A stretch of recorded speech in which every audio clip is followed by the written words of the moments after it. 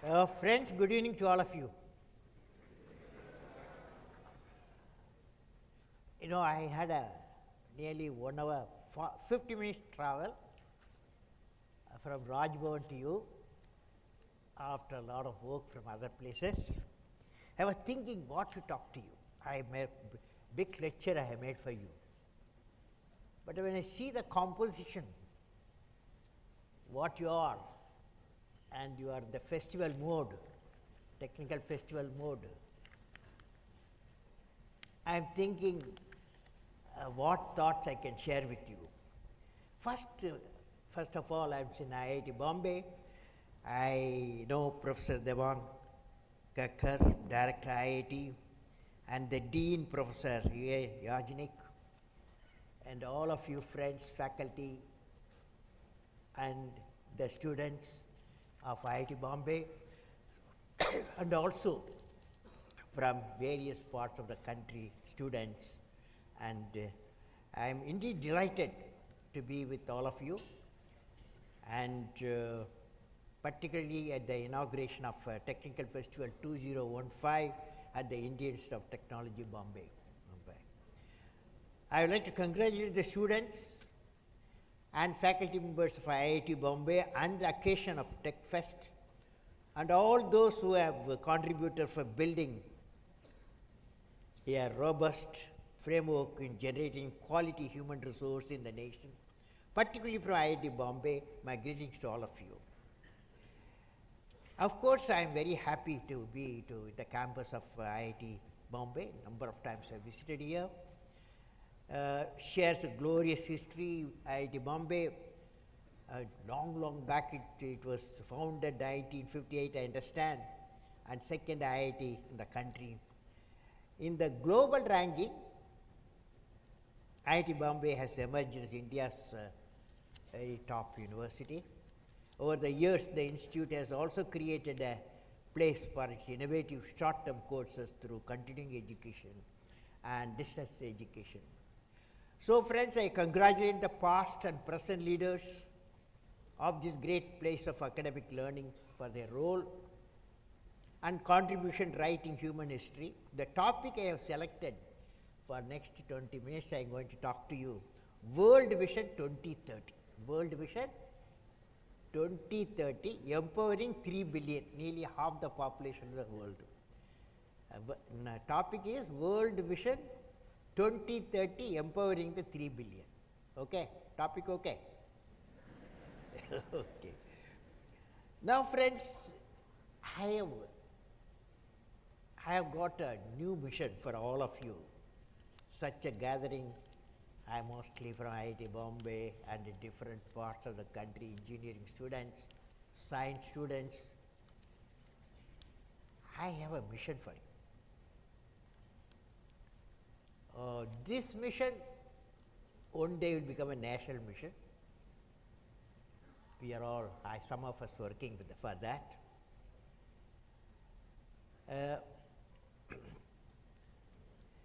You see, just in the morning, I coming from a 22nd Children's Science Congress in Mumbai University campus. I was there in the morning. I was discussing with a group of children, and one boy asked me, Kalam, I have read that your home at Rameshwaram is solar powered. Of course, the boy says, of course, clean, but it's costly. And also, is it safe? And he asked me this question. I answered, necessity drove me to see my home is powered 24 hours. Because my brother is, just few days back, he became 98. And 98 man, I have to, he should live comfortably. And the home should be comfortable. He should not experience power shortage. That's why I went for solar power. 3 kilowatt capacity, and of course first 2 years the requirement of power was very high, Now, after 3 years of operation, we have put LED type lighting, and hence the power consumption has come down.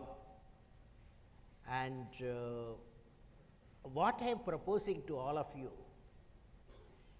friends, is a mega program to make India get away from costly fossil fuel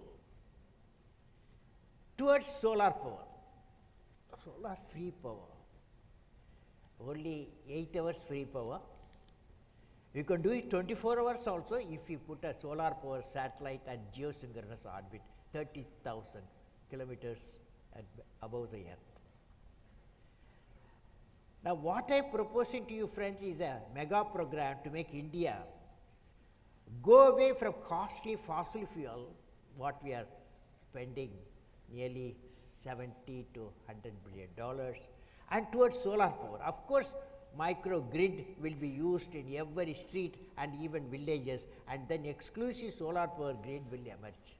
So, I visualize in a decade to 15 years time, India should become all her 200 million houses, each house 5 people, father, mother, 3 children minimum.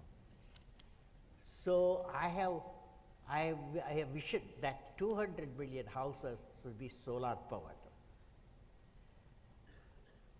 When I am here with you, engineering students and professors from IIT Mumbai and other engineering colleges from India, I thought of sharing a thought with all of you.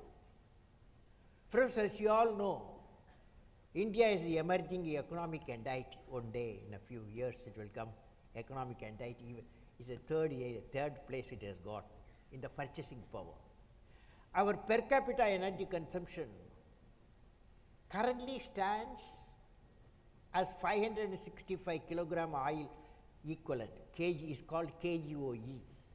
That is 565 kilogram oil equivalent. This is a figure which is expected to increase significantly with the economic expansion and economic growth in the country. If we compare developed economies, then an average US citizen consumes 7,000 kgoe, 14 times of an Indian. An average UAE citizen consumes 8,000 kgoe, 16 times of the Indian. And an average Singapore citizen consumes 6,000 kgoe, 12 times that of an Indian. Hence, it is clear that in the near future, our energy demand will significantly increase. While it may not reach the level of developed world, it will certainly increase by a factor at least 5 times.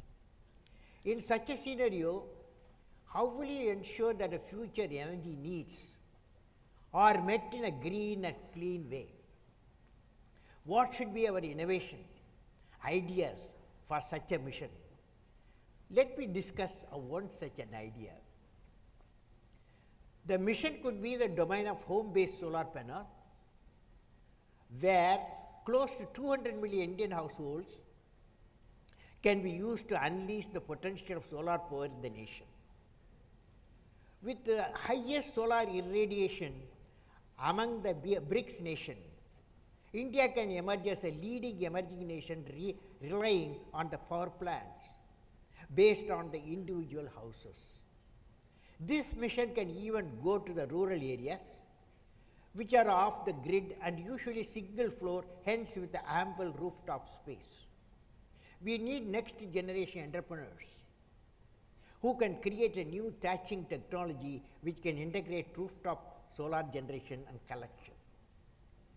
My expert friends tell me that rooftop-based solar power is an opportunity worth of $100 billion and with a potential generate of 100 gigawatt of additional power within the next half a decade, enough to meet all our additional power demand.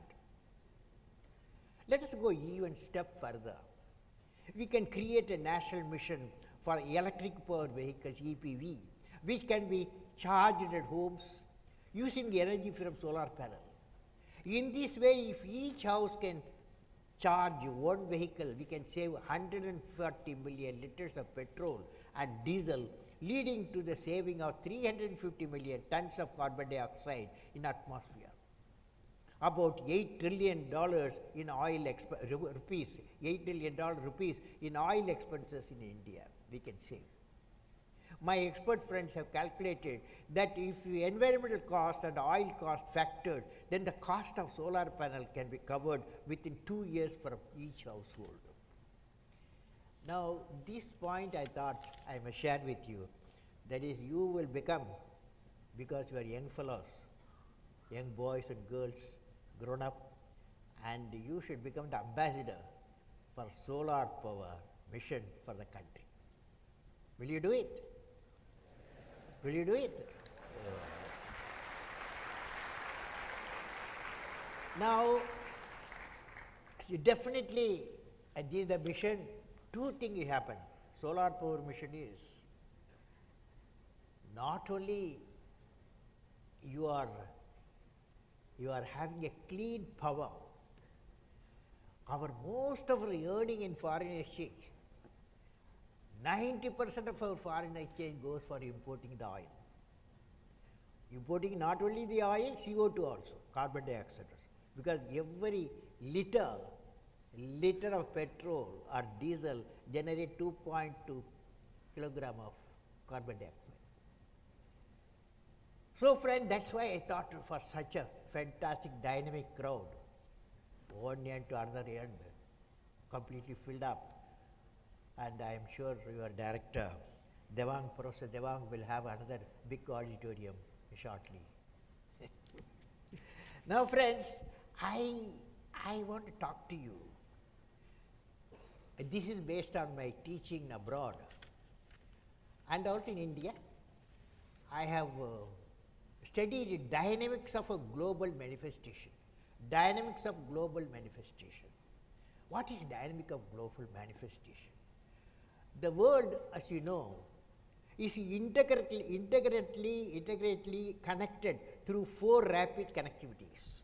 They are environment, people, economy and ideas. So, 4 rapid connectivities, we are connected throughout the world. They are environment, and anybody can damage the environment. Any nation can improve the environment also. They are environment, people, economy and ideas. We all know that global warming and climate change are no longer problems of an individual nation. They are planetary problems, that is collective problems. In the present time, a single product may be made out of components sourced from multiple continents and provide services to market far off from the place of the origin. This I have seen. We also saw how the economic turbulence originating one part of the globe shook the whole world. The world today is concerned about the growing inflationary pressure, recession, and potential fall in growth rates, affecting valuable efforts on development. We witnessed how a volcanic eruption in an island country in 2010 brought the entire airline industry and more than 5,000 commercial flights to a halt. And the 2011 earthquake followed by tsunami has changed the concept of safety and security of an island nation. We recently saw how more than 20 nations were involved in search and rescue mission for the missing Malaysian airliner MH370 few months ago, and again Air Asia flight 8501 some days back. Of course, they got it. Now, at the same time, advances in transportation have progressively made movement of people across the nation regions more feasible. This has led to the globalization of expertise and talents which can flow seamlessly from one nation to another. This also has led to the globalization of human diseases, in most recent instances being different kinds of flu and in Africa oriented Ebola, which rapidly spread across the globe and threatened the entire humankind. Similarly, ideas and innovation, which you are the source, you must be the source, Similarly, ideas in innovation are no longer geographicically or politically confined. An invention made today somewhere takes no time to find its market 1,000 miles away or thousands of kilometers. The expansion of information communication technology and the convergence of technological tools are structuring new world knowledge, where problems of one part of the world can be solved by multiple experts based at different points of the globe. Seamlessly, flow of information and people also mean the local or regional issues will invariably gain global prominence, and unaddressed problems, including poverty, can mutate rapidly into global terrorism, which we are also witnessing. This flow of ideas has led to the increasing importance of global human rights and propagation of the idea of democracy. Let me recall one personal experience. When I was traveling towards USA non-stop flight about 14 hours, I was told that much of its control were software driven and most probably developed in India and some other countries. When I presented my credit card, I was told that it was being processed in the back-end server located in Mauritius. When I walked into a multinational software company in Bengaluru, I was fascinated to find the truly presented multicultural environment. I was fascinated as a software developer from China, working under a project leader from Korea, working with a software engineer from India, and a hardware architect from the US, and the communication expert from Germany, were all working together to solve the banking problem in Australia. When I see, friends, when I see all of them working together like one family, forgetting about the culture from which they came or the language they speak, I feel, you must also feel like that the only hope for such borderless interaction to continue is inculcate the spirit of borderlessness in every human activity in our planet Earth. Now, I want to share with you what are the breakthroughs which impressed me in 2014, and we are close finding a cure for diabetes using the human embryonic stem cell technology. One of the things that impressed me. As you may know, beta cells in pancreas produce insulin, and the destruction of this cell causes type 1 diabetes. But so far the efforts to turn embryonic to stem cell into beta cell proved to be frustratingly slow. In 2014, two studies show that enough beta cells can be produced in a less than 2 months to replace beta cell seen in the body. Of course, before being used, the factor of beta cell deaths have to be identified. Why? But scientists are confident that within the next 2 to 3 years, we will have finally found a permanent cure for diabetes. Hence, this is a convergence of between two different medical sciences. Now, let me discuss second event, which is convergence between space sciences and tradition of space sciences, traction, and rocket technologies. Last year, the first time ever in the history of humankind, a man-made object landed on a comet, as you all know. The Rosetta spacecraft finally reached 67B, it's called, its destination in August after traveling 6.4 billion kilometers after a chase of 10 years, since it was launched by the European ESA space agency. Last month, Rosetta deployed its probe called Philae.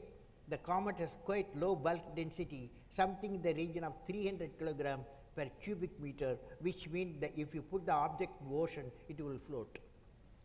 Though the landing was soft, Philae came to rest on its side, and bit of actual landing spot ensured of a glyph and went to rest as its batteries could not be charged. But it did manage to send some vital data. Nearly 80% of scientific data is expected to come from Rosetta that reached the comet in August, and it has been orbiting since then. It is orbiting at an altitude of 10 kilometers from the comet surface and has already transmitted a massive amounts of data. Taking all these considerations, it was chosen as the top breakthrough of the year 2014. This could perhaps be our future exploration, deep space, and combating dangers of meteor strikes on the planet Earth. Third event, so far I talked to you two events. The third event is related to computer science and neurology.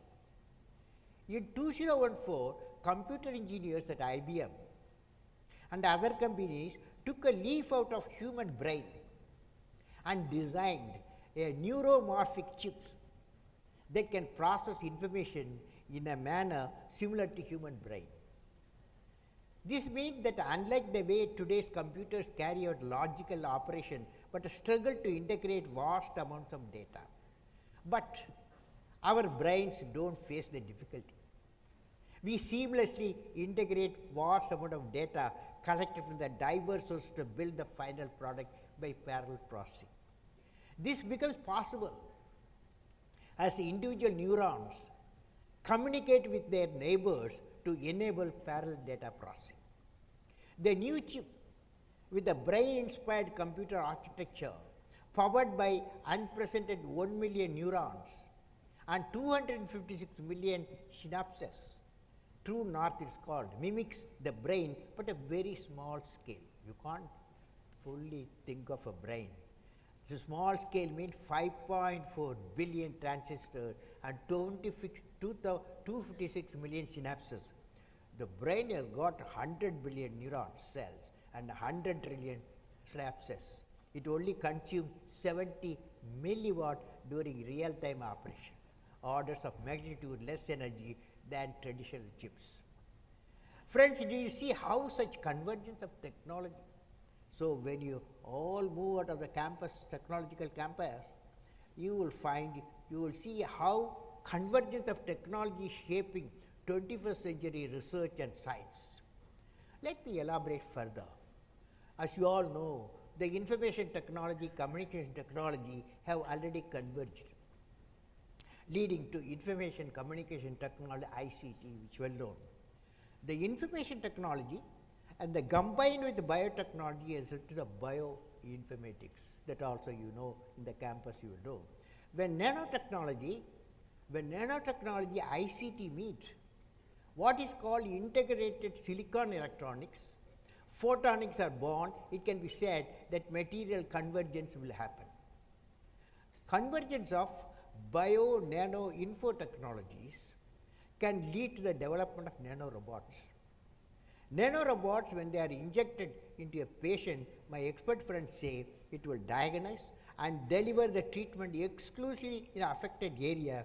Then the nanorobot get digested as is a DNA-based product. I saw the product sample, one of the laboratories in South Korea, where best of minds with multiple technology work with the target of finding out out-of-box solution.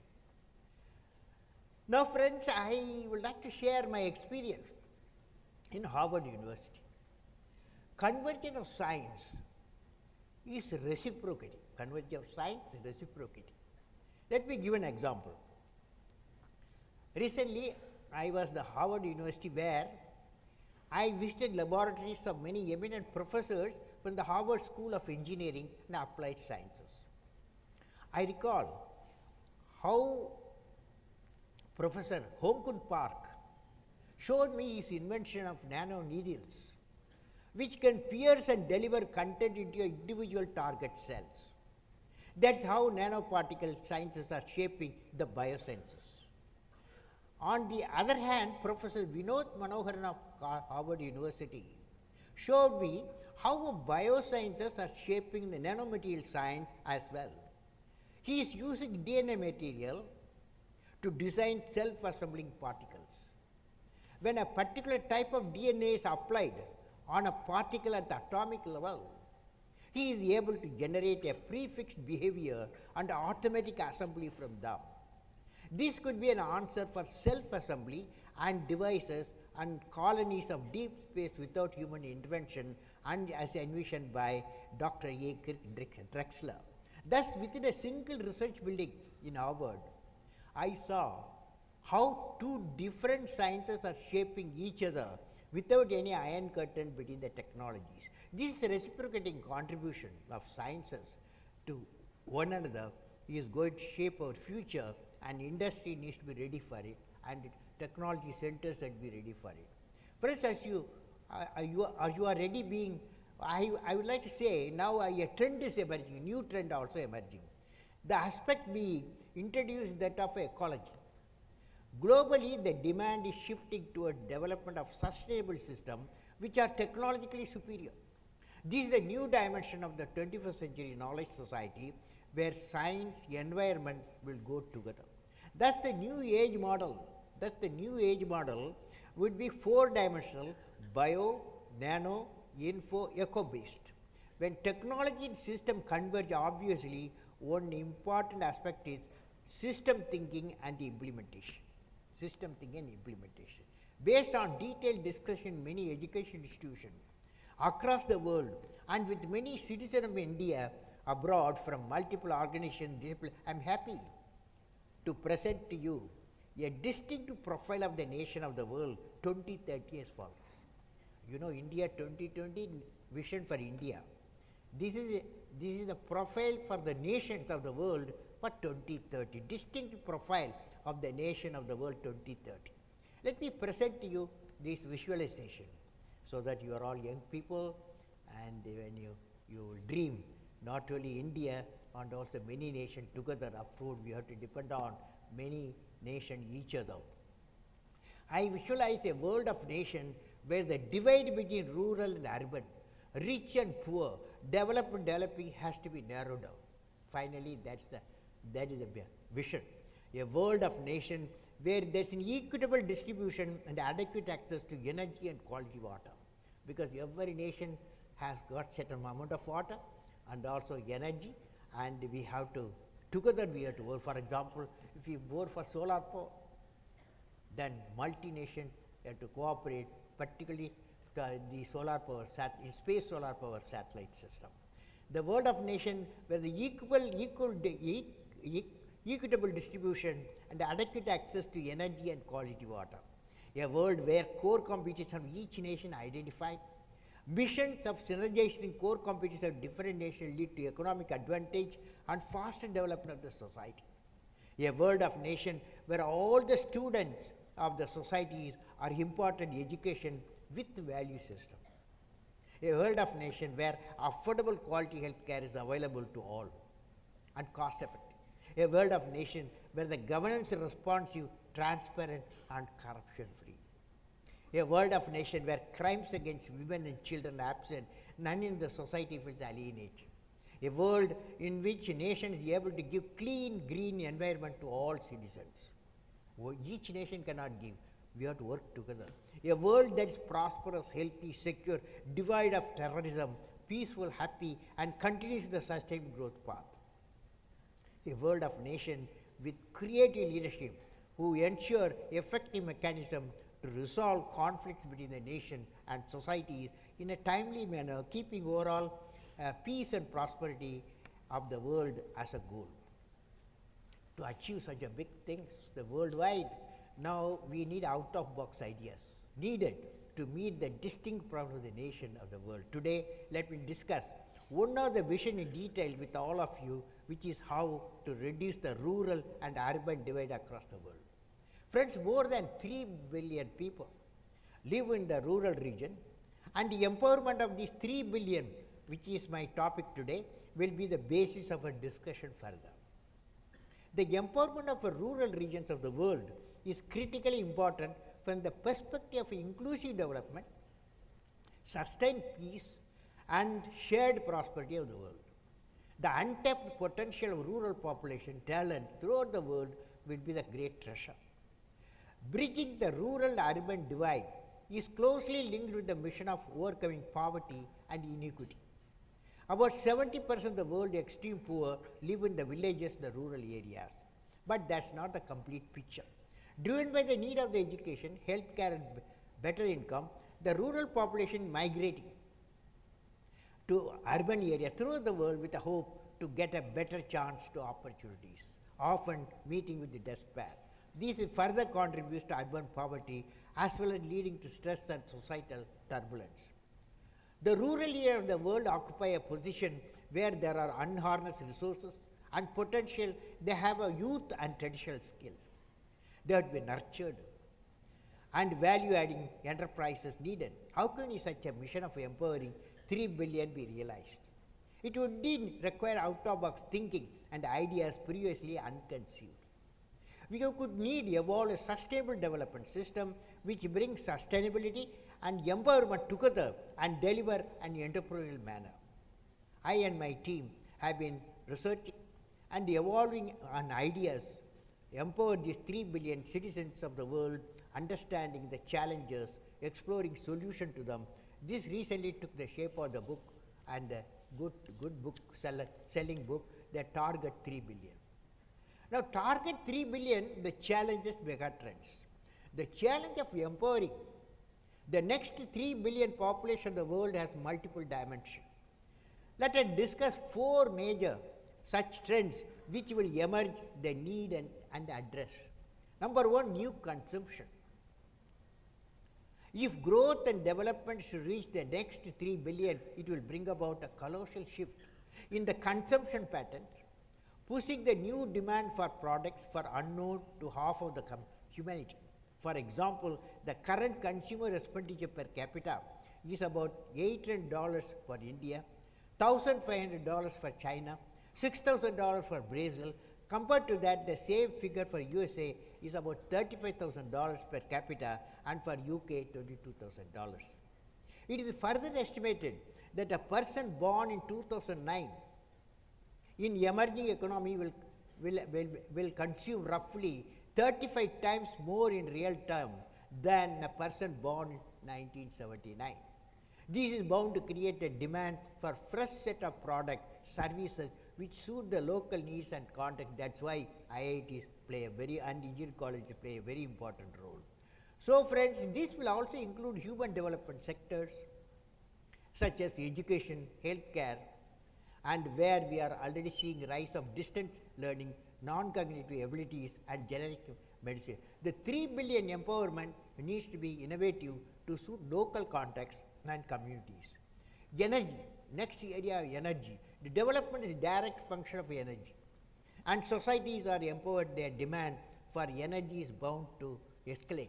Global energy demand is expected to go up to 44% by 2030. India's own power consumption is expected to treble 600 gigawatt, and China is expected to consume 1,600 gigawatt by 2030. This is going to be met with shrinking natural resources. So, big challenge here, the emphasis has now shifted towards new renewable sources such as nuclear and thorium based, wind, solar, geothermal, hydrogen fuel, biofuel, tidal powers. Global societies need to realize that the energy sources of the yesterday are simply not going to work in the future. Now that the 3 billion empowerment needs to be creating new avenues to service the global energy demand. Now, the third important thing is environment. It is well established that the ways of currently developed societies are unsustainable for the planet Earth. In fact, our estimates indicate that if all the 3 billion underprivileged are made to live at the same level as the currently developed societies, we would need roughly 6 new planet Earths to suffice for the resources needed and the absorbed waste generated. Even today, we are generating over 30 billion tons of carbon dioxide in the worldwide, and it is expected that if current trend continues, the planet Earth will be irreversibly harmed beyond 2030. So friends, finally the social conflicts. Driven by increasing economic gaps, fundamentalism, resource quest, historic differences, there has been a steady increase in the global conflict since the Second World War.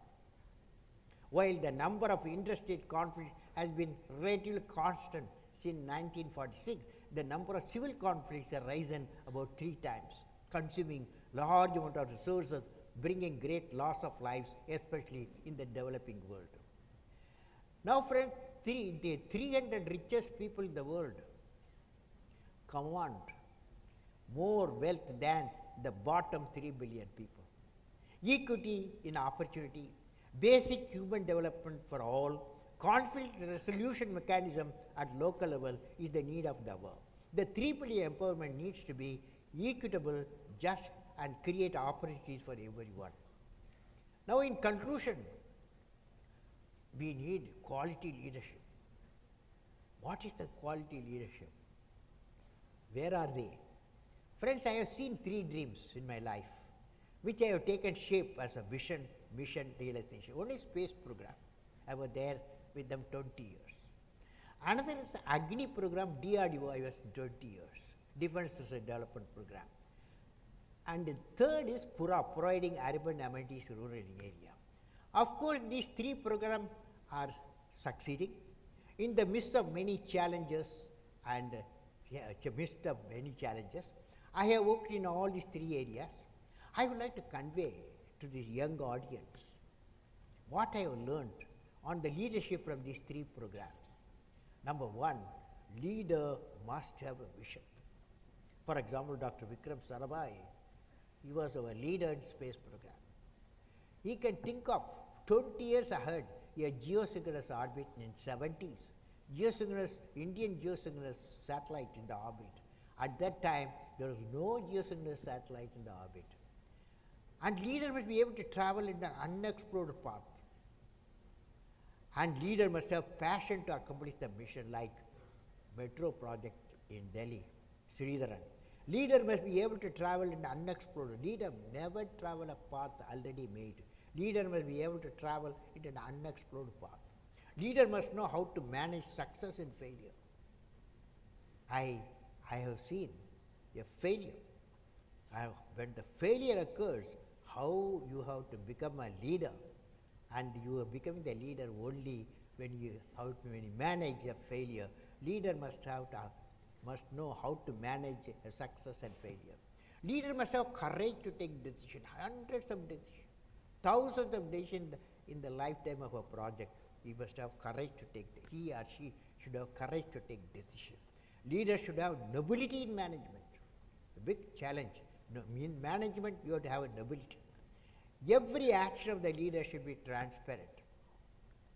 Leader should work with integrity and succeed with integrity. That's the greatest point. 21st century leaders, creative leaders, will have unique quality of work with integrity and succeed with integrity. So I have been discussing these essential traits of creative leaders with people of eminent different areas and students from India and abroad.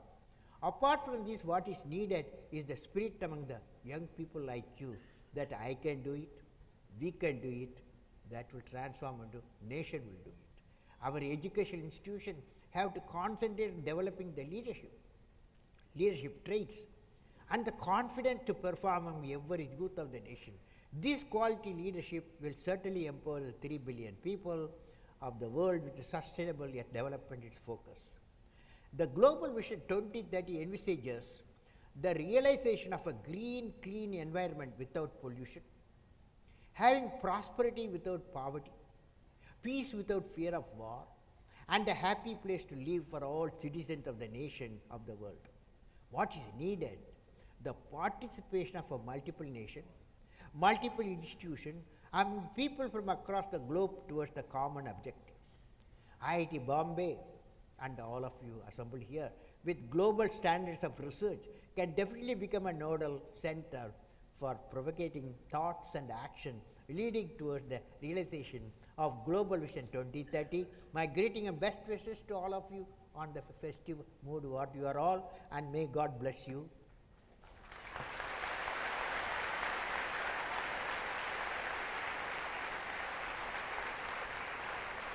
Now, friends, I can take some questions, okay? Student community or any community, you can ask any question from you can start from the first row, second row, third row, fourth row, down row, okay? All the rows are there. Anyone can ask questions, okay? Anyone.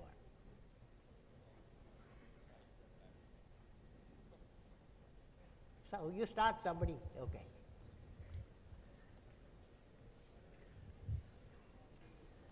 If no question, I am going to ask you questions. Okay. Get up, get up. Whoever got a question, get up. Ah, yes. Yes, yes. Give a mic there. Yes.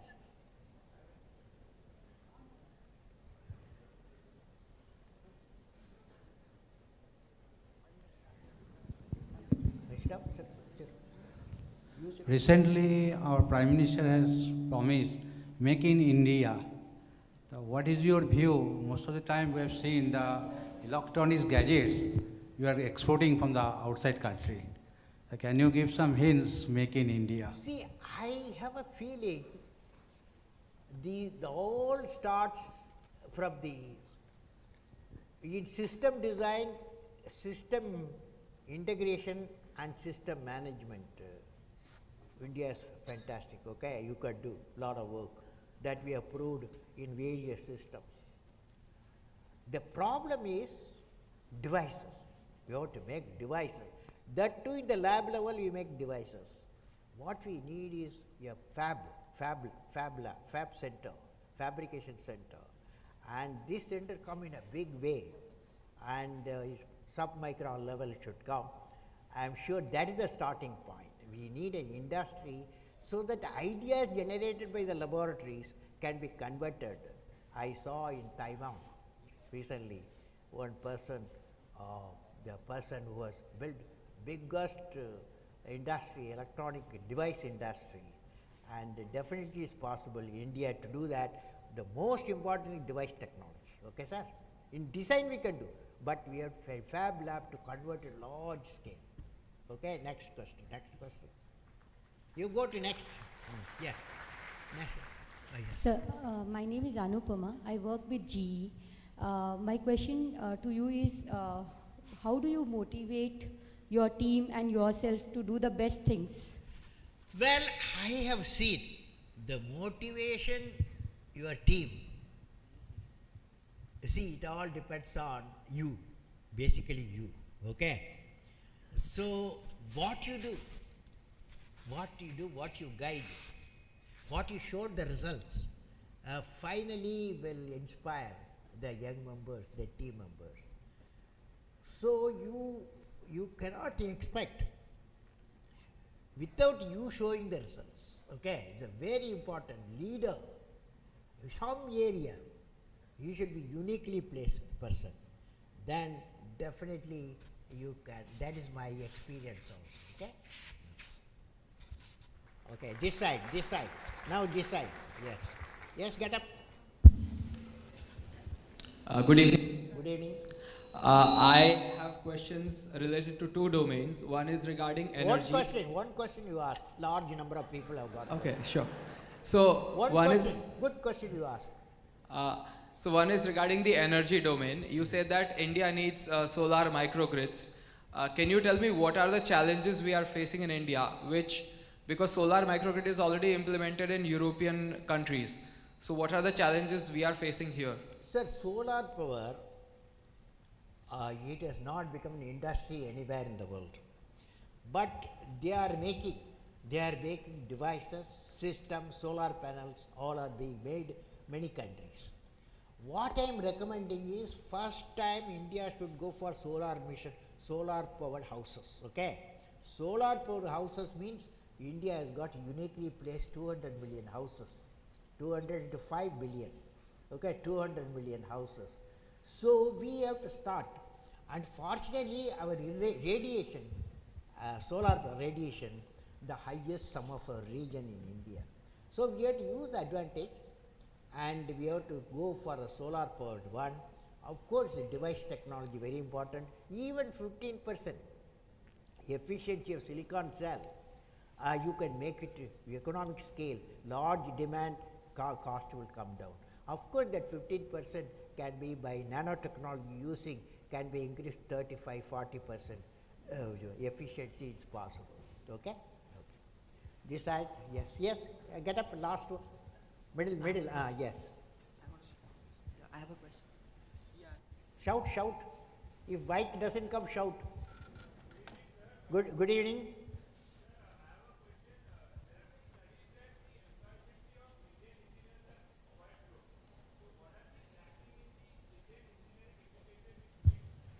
See, I have a feeling the one of the very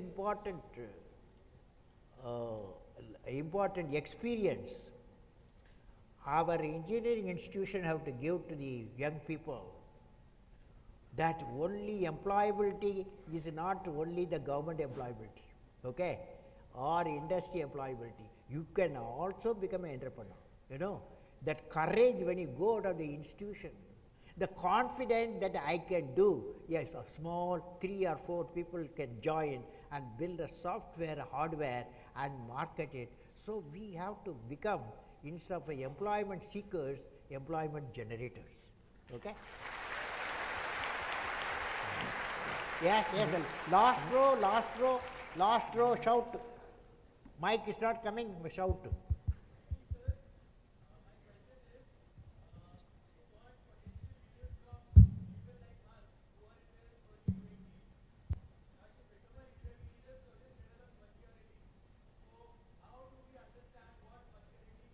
What? What is how to become a leader? How to become a leader? Well, I thought I must tell you, the leadership, first and foremost, generated by the type of work you undertake. For example, when I was in college, long back, you are not even idea form, 1954 to 57, okay, 1957, I was in Madras Institute of Technology, Aeronautical Engineering. At that time, my professor, Professor Srinivasan, gave me a project, yes, not to me alone, 7 more candidates and different subjects. So all the 8 of us put together, we have to design a low level attack aircraft. In 6 months' time, we have to do it. And we worked very hard. First time we failed, then he criticized us. He said, I am going to stop your scholarship and all. But I am the leader of the team, but we worked hard. Finally, in 6 to 7 months' time, we completed a preliminary design of low-level attack aircraft. That project, bringing a multiple disciplines for an aircraft design in 1957, I created experience to a system design, system development and system management we learned. This stood for next 60 years, this experience. So it had to start with the academic institution. Multiple disciplines are joined together. An integrated project should come in so that people know what the project, how to do the job. Okay? Excuse me, sir. Hello. Yes. Sir.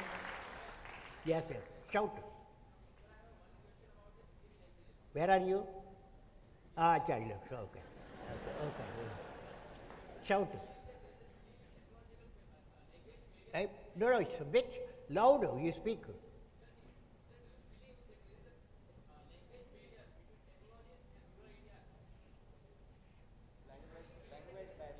Well, I personally believe fortunately you can learn, many people learn to understand the technology. So, of course, you are blessed with some of the colleges, certain already language where technology you can easily understand, go ahead with that. But most important language is, I want to tell you, understanding the technology, not only designing, you should know the development, you should know management. So all the three, if you couple it, then you will become employable. Okay? You ask your professor, he will tell you how to become employable. Okay? So that means, okay.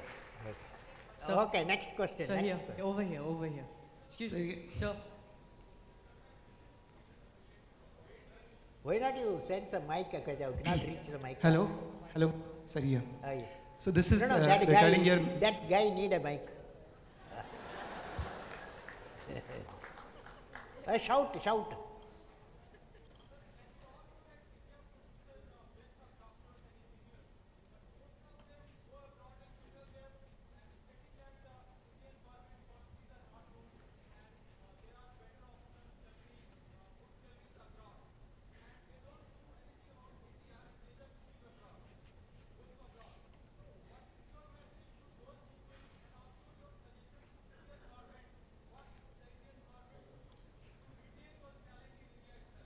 See, I personally believe in the globalized world, 5 to 10% of the people, educated people,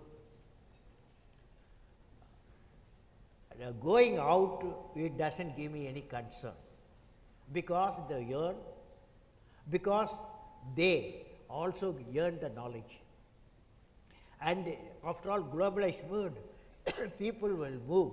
Tomorrow, many people will come to India also to acquire certain unique knowledge from us. So, I believe this movement should not concern us. But what is important, whoever abroad, he should have that commitment that for his motherland, he should have a commitment. Definitely, most I have come across, most of them have got a great commitment. Okay? Okay, friends? Sir, towards your right. It's the last question. Yes. I've been holding the mic Hello? for a long time. Yes. Sir, how did you become so great? How did you become? How did you become? How did you become so great? Well, years take years. Years take care of you. Okay? Okay. Hello? Hello? Sir, here. Hello? Yeah, Sir, yeah, sir, go ahead. hey, bhai, rukna yaar, please. Thanks. Yes, yes, go ahead. So my question, Sir, here. bro, Sir. beta yaar. So my question is this: that first of all, I'm a student. My name is Ninad, and my question to you is this: that you showed us the dream of 2020. You showed us today the dream of 2030. My question is this: that we are just common students. I mean, I'm not even complete engineer. I'm just studying. What is our role in all of this? I mean, as a student, how are we supposed to look at these things to constantly keep us motivated towards your dream, your vision, and which is also going to become ours one day? See, I have a feeling when I said the rural divide, rural to urban divide has to be reduced, minimized. It needs electronics technology, it needs civil engineering, it needs mechanical engineering, it is above all, it needs social changes, it needs. So, the multiple technologies needed for the 2030 mission, for the connectivity of the, for example, you have to give physical connectivity, electronic connectivity and knowledge connectivity, bring the economic connectivity of the very villages. For that, every area of science, every area of technology has to work together. Okay? Okay. Sir, one question. Sir, one question. Sir, how did you become so great? How did I become so great? That's the question. Well, which class you are studying? 4th. What's your dream in life? I want to become a singer. Singer. Hindustani or Carnatic? Hindustani or Carnatic music? Any music? Yeah, in the music. Any music will become. Well, I don't know how big. I don't know. You know, it's a relative terms. So I personally believe you must have a dream. Say, I must have a dream. I must have a dream. I must continuously acquire knowledge. Continuously acquire knowledge. I must continuously acquire knowledge, Hard work, hard work, and perseverance. and pursuance. One should not be not afraid of problems. Not afraid of problems. Then you will be successful. Okay? Sir, sir, Okay, one friends. question. So wish you all the Sir, best. one question, please. And any question you put on mail, because of time, what I suggest, a lot of people waiting, I suggest to you any question, you send a mail, apj@abdulkalam.com, apj@abdulkalam.com. If you want autograph also, you send you want autograph. you will get the autograph with photograph and also answer to your questions. Okay? Wish you all the best. Sir, one question.